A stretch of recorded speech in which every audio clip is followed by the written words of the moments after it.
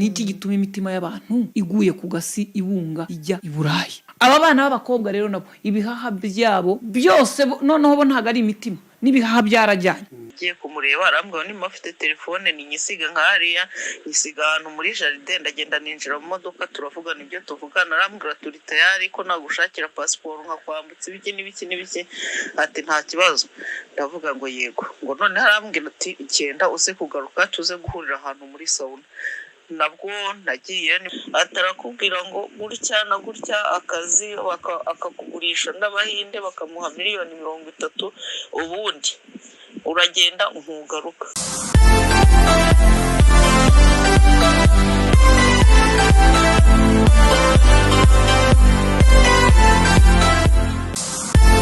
Reka mbifurize ikaze mwe mwese mukomeje kugenda mubana na Kame TV Rwanda.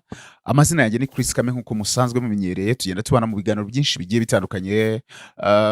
Mwagiye mukunda genda tubagezaho ibiganiro mu buryo bugiye bitandukanye, ariko mu minsi ishize nko mu minsi nk'itatu cyangwa 4 nari navuze ntireka dukore akantu gasa nuko urumva iyo umuntu agenda akora buryo bwa yenda reka nshyiremo akantu kameze nk'akanyuzo cyangwa se kugira umuntu arebe.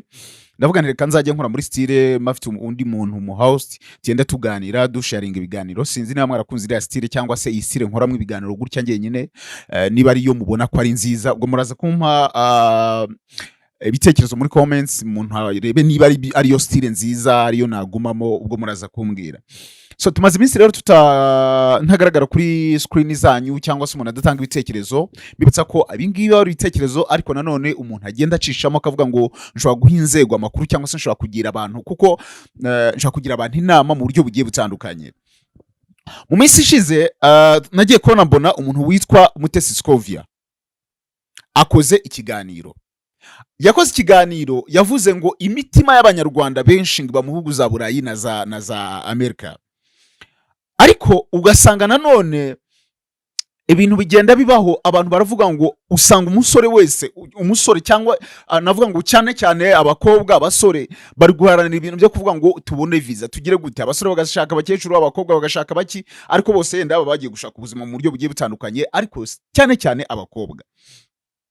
Rero hari ibiganiro nagiye nkora kuri Kazungu, abantu bakabikurikira bakagira gute, nagiye kumva numva umwana w'umukobwa arampamagaye, ntari buze kuvuga amazina, ariko ama voice note arambwira ati ngiye kuguha inkuru ndashaka kuzayikurikirana kubera ko hari abana b'abakobwa b'abanyarwanda bagiye gupfira mu bihugu bya Canada, sorry bagiye gupfira mu bihugu by'ubuhinde, uyu munsi ngo bagiye ntago bagarutse biciweyo mu bihugu by'ubuhinde, ngo hari ukuntu abantu ngo hari umugabo uba mu Rwanda bagurisha ngo bakamuha amafaranga, ndetse we yaranambwiraga ati ashobora kubakorana n'abandi bantu barimo bakazungu n'abandi. Aravuga ati muzarebe atuzakurikirana iyi nkuru kuko uyu mugabo abayeho mu buzima buteye ubwoba no mu mafia. Yenda reka mbanze mbashyira nk'aka voice note kamwe kiwe gatoya kugira ngo mwumve uko we yabimbwiye.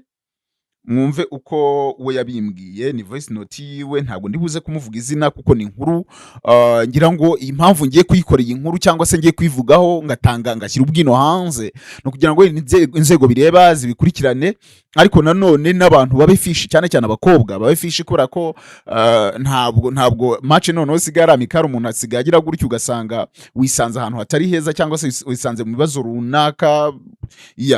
Reka mbashakire mbanze mbumvishe voice note zo yampaye ziwe.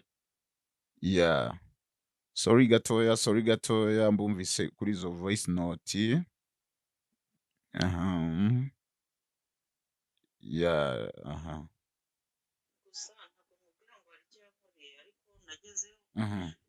Ubwo we yambwiraga ni umugabo, reka maze mbabwire, yambwiraga ko ari umugabo. Uwo mugabo ngo acuruza abakobwa, ndetse yavugaga ko yashobora kuba akorana n'umuntu bita Kazungu. Ngo uwo mugabo arakubwira ati ndakujyana ahantu runaka, akagurishira n'abantu bakagenda bakugeza ngo mu bihugu by'ubuhinde bagakuramo impyiko cyangwa bakakugira gute, ngo abantu yagurishije abantu ukobwa bose yajyanye ngo ntabwo bigeze bagaruka. Noneho ngo umugabo yabayeho mu buzima buteye ubwoba ku buryo ngo ntabwo ushobora kujya kumureba ngo ugiye kujya kumuranga ngo muganire usiga telefone hanze. Reka mbanze mbumvise irijwi. Gusa ntabwo nkubwira ngo hari icyo yankoreye, ariko nagezeho nyine ni umuntu uri aho ushobora iyo umwegereye mu modoka ye ntajya gutuma umwegera ufite telefone. Yewe rero nagiyeyo ntangira kugira ubwoba ko yarambwiraga ngo musabe guhura cyangwa se niba muhuye ngo muhurire muri sauna ibyo muganira ntabwo mushaka kubiganirira ahantu hagize. Noneho rero hari undi mwana nabaje kubaza ndamubaza se ko bari kundangira wa mugabo, arambwira ati wowe ufite n'ibibazo byinshi cyane nuramuka ukomeje kugenda uriya mugabo uzashiduka wanapfa utazi icyo uzira. Atarakubwira ngo gutya na gutya akazi akakugurisha n'abahinde bakamuha miliyoni 30, ubundi uragenda ntugaruka. Kandi hari abana benshi bagiye ntibanagaruke, singiye kubavuga ko sinayabatangiye wamye nanjye izo nkuru narazumvise, ariko ni ukuvuga ngo ntabwo ari umugabo wumva ko bari mu gihugu cy'u Rwanda agira ubuzima bwe busanzwe. Umukurikiranye wo ku giti cyawe ni umuntu ngo ubika amafaranga mu nzu udashaka kubika amafaranga kuri banki kugira ngo atamenyekana ibyo akora. Ni umuntu mbese kuri banki udashaka gusangaho miliyoni 10 kandi mu nzu afite nka miliyoni 200. Urumva ni wa muntu ugenda mu mamodoka atandukanye, umukurikiranye afite amazu menshi ariko yanditse ku bantu batandukanye, imishinga ye no kubaka amazu hakurya hakuno, ugasanga iyi nzu ni ukuvuga ngo nimba mufitanye gahunda inzu musangaho uyu munsi si yongera kumusangaho, imodoka zabo afite ejo si yo yongera kuba afite uyu munsi.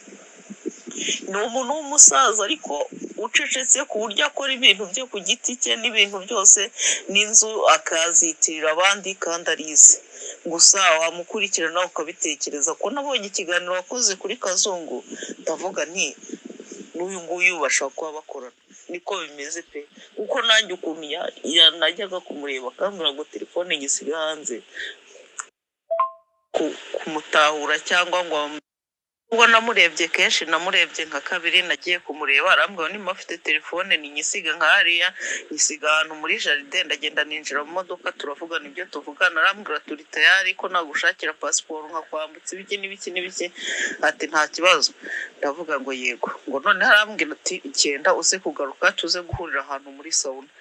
Nabwo nagiye nimugora ntiyagiye cyambwira, arambwira ngo hari umushuti we wamuherekeje ngo nta kintu cyo kuvuga afite. Subiyeyo nanone ahandi yambwiye duhurira nuko byagenze, arambwira ati rero ngiye gushakira ibyangombwa ubu uzajye mu Buhinde gutya na gutya. Ndavuga nti numva ibintu byambwira byose birakaza, ariko rero ntago ari ahantu ngo uzasinya kontra nuba ushobora no guhita umara y'imyaka 10 cyangwa 20 tuzabyihangane nta kibazo. Ariko naragiye mbitekerezaho mpita mwihorera, ariko nkurikije imibereho y'ukuntu ameze wenda nuko nta muntu ushaka kumutahura cyangwa ngo mbone ukuntu abayeho mu buzima bwe, sibyo?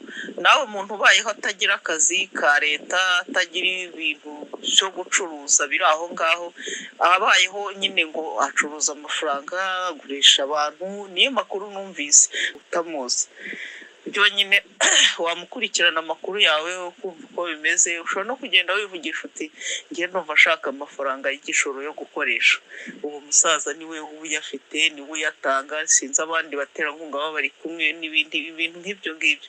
Ako nawe nagutegeka guhura nawe, hari uko azakubwira ati ntunyegere ufite telefone, ntunyegere ufite iki kintu na kimwe.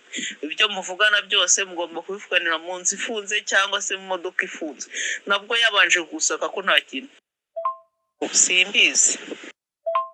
Umunsi rero ayo niyo makuru naguha yonyine, gusa nuko nabonye nyine wakoze ikiganiro kuri Kazungu, ntekereza ku bantu babicanyi, ntekereza ukuntu uriya musaza numvise anteye ubwoba, ntekereza no ku makuru numvise bamuvugaho. Hari aho nari nicaye aho ngaho mutegereje nyine nzi ngo imodoka y'izimfate, numva uko bamuganira si umuntu usanzwe, kandi ntabwo ibyo bintu wabimukekaho, ni wa muntu simbizi.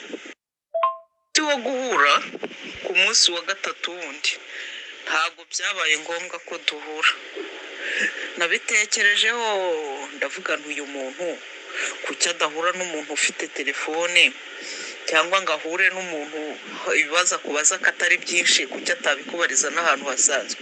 Yari yandangiye ko ngo musanga ngo ahantu kwa Rwahamara i Remera hagana ku gisimenti ugiye ukomeje ukagenda ku hafi no kwa Nayinzira niho yari yambwiye ngo turi buhurire ngo kunzi hari ngo ku nyubako ya etaje.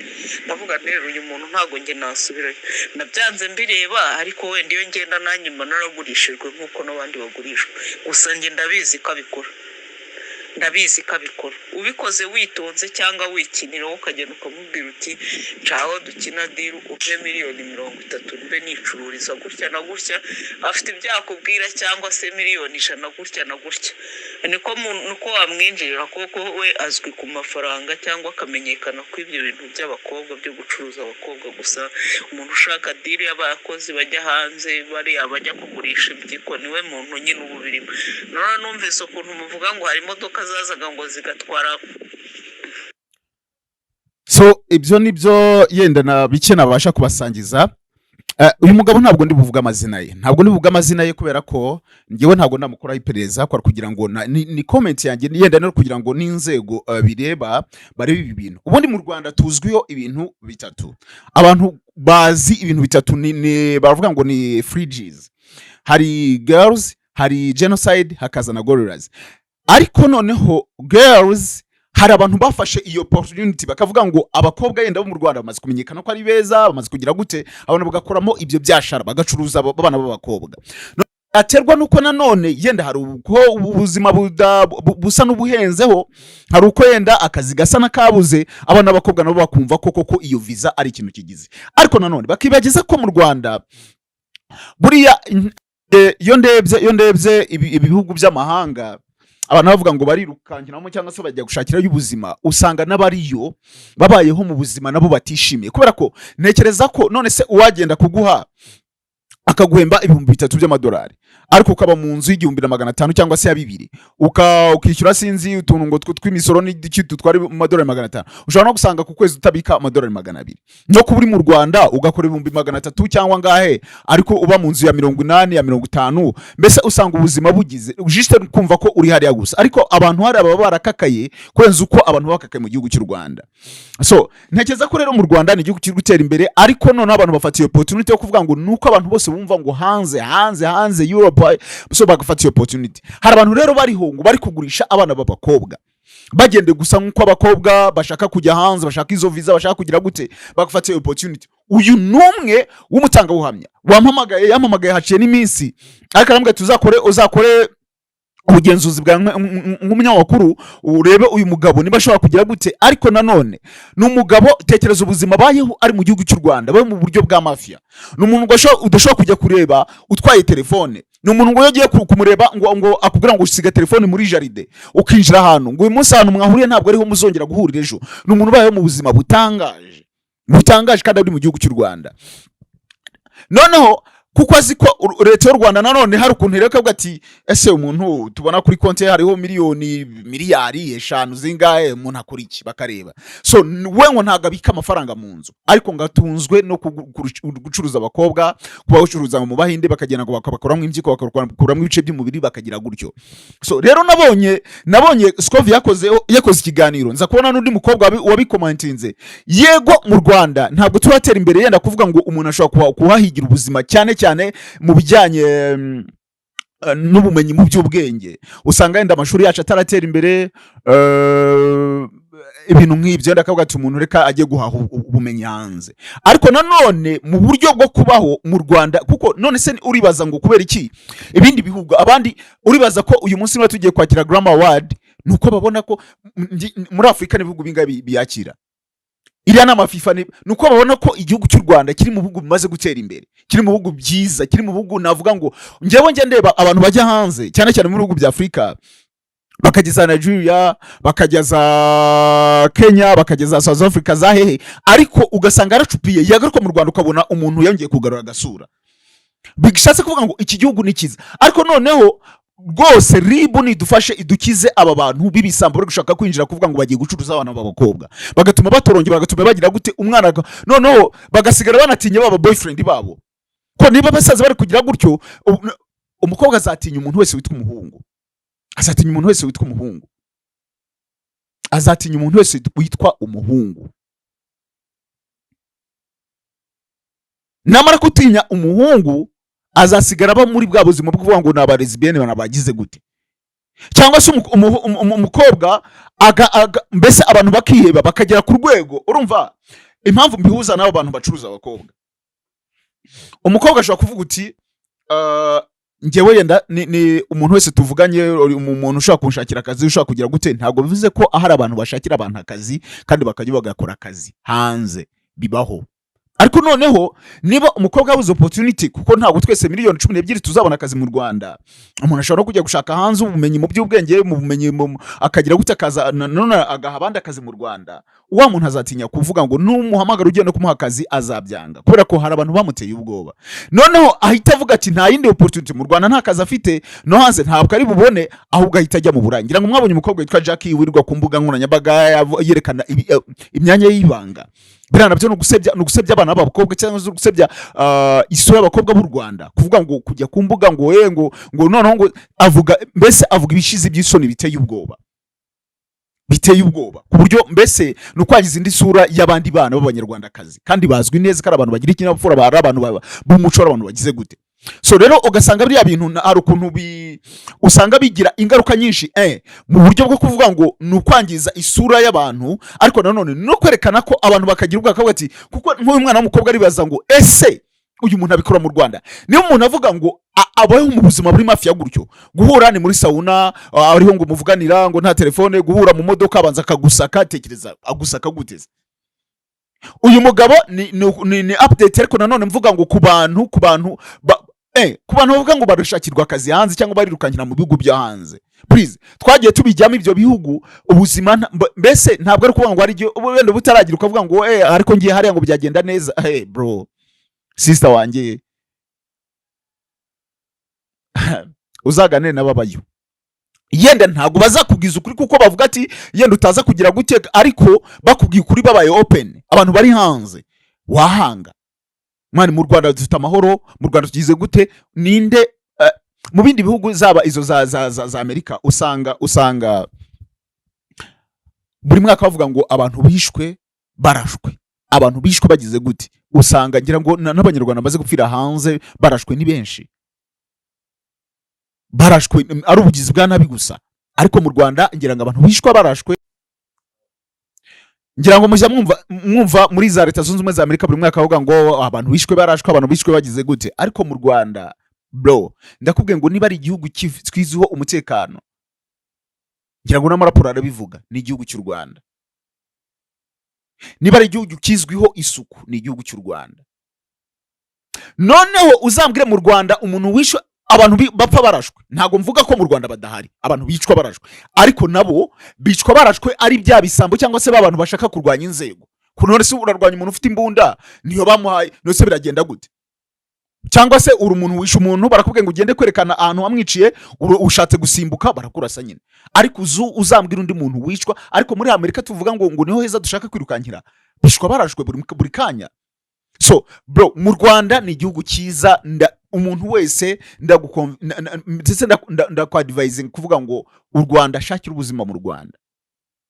Aho hanze tubona bishashagirana, ariko ntabwo byose ari amababa bro, ntabwo byose ari amababa. Ikindi nukwera ko noneho hinjiyemo aba bantu, uyu mugabo nzamukorayo operation ye ku giti cye, nkavuga operation ze izina nta nubwo ndivuze, nzaritangazwa kugira ngo mwumve ko ari inkuru mfite ndi gukora. Numugabo tuye iremera ngo abantu bose baramuzi, nzamukoraho inkuru uburyo ajya akora business ziri mafia, akazikora mu gihugu cy'u Rwanda, kandi akaba amaze imyaka myinshi akora izo business, acuruza abakobwa bakamwishyura amafaranga miliyoni 30 kuri buri muntu, kandi ngamaze gucuruza abakobwa barenga byibura 300 mu bihugu by'amahanga, bagena bamuhaye amafaranga, tekezo amafaranga, kandi ndekereza ko ayo nayo bamuha noneho bakazigera bamuha n'amatipu, ariko agafatiranya za ntege zo kuvuga ngo urubyiruko rushaka kujya hanze.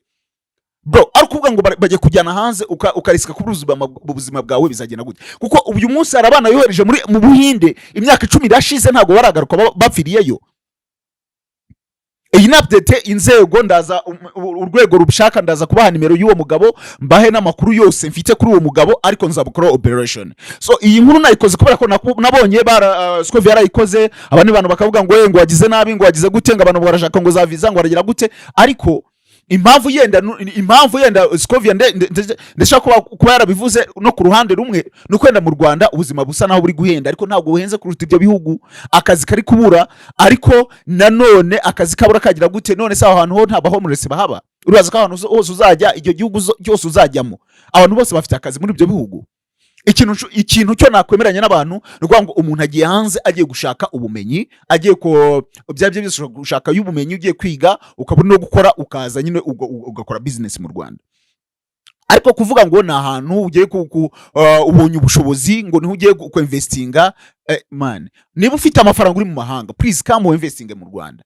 Ariko niba uvuga ngo ngiye gushaka ubumenyi, kwiga uko twakorera irrigation yenda ibihugu byo hanze yenda byateye imbere kuturusha, kujya kureba iryo koranabuhanga ukarizana mu Rwanda, aho ngaho rwose I'm agreeing with you. Ariko kuvuga ngo niho haba ubuzima bwiza kuruta mu Rwanda, bro, you are wrong. Genda wasoringa kuko abantu babayo barahasoringa, ngira ngo baryama amasaha makeya, ushobora no koga boga gake, ariko wabona ibyo biciro ukaza mu Rwanda. So nari nshatse kuvuga gutanga comment kuri ibyo biganiro, kuri icyo kiganiro Scovia yakoze n'abantu uvuga ngo iteka ryose bahora batekereza kuvuga ngo bagiye hanze bagiye kugira gute, ariko nanone mvuga kuri uwo mugabo kugira ngo inzego zimurebe kubera ko ari kwijisha muri iyo sura yuko abantu bose bafite mind yo kuvuga ngo turagiye Burayi, turagiye za Amerika, turajya mu bihugu by'amahanga, akinjira muri ibyo bintu akagurisha abantu bakajya kwicirwa hariya, we akabona amafaranga, yubatse amazu ayoboka, agenda yandika ku bantu. Inzego zibishinzwe n'iziperereza zizabimenya. Nanjye ubwanjye nzakora investigation ku nkuru kugira ngo nibonere amakuru kuri uyu mugabo, nzabaha version ya kabiri, nzayibaha iri mu bwino kuri uyu mugabo, nzababwira amazina ye, mbabwira ibyo akora, mbabwira haba byose nzabibabwira, I promise you. Reka mbashimire, amazina yanjye ni Chris Kame, kuba mugenda mubana natwe. Nshimira umuntu wese wakanze subscribe kuri iyi channel, tumaze kugera ku 18 birenga, turakabaka 20 rwose, urugendo ruracyari rurerure, ariko nanone mbashimira ku musanzu wanyu, ntago ari ubusa, turabashima n'ukuri. Ibihe byiza. Waba ufite ikibazo cy'amarozi yakuzahaje, waba ugira ikibazo cya karande ndetse n'inyatsi, waba ugira ikibazo cyo kunoza amabanga y'urugo, gutera akabariro byaranze, waba urwaye indwara zidakira ndetse n'izindi nyinshi, byose ubu byakemutse. Turi inzobere muri ibi ngibi imyaka myinshi ishize, ibi nitwe tubikemura gusa. Muganga agukora urikaka ugasigara utanga ubuhamya. Akarusho niyo waba uri mu mahanga ukamwohereza ifoto gusa, akemura ibibazo byawe. Aho waba uri hose, imiti yacu tuyikugezaho mu buryo bworoshye, kandi imiti yacu nta ngaruka mbitera. Waduhamagara cyangwa se ukatwandikira kuri WhatsApp aho waba uri hose, ugashyiraho akamenyetso ko guteranya 250 783 92 38 19. Muganga wacu kuri buri ndwara yose arebaho ni nko guhumbya.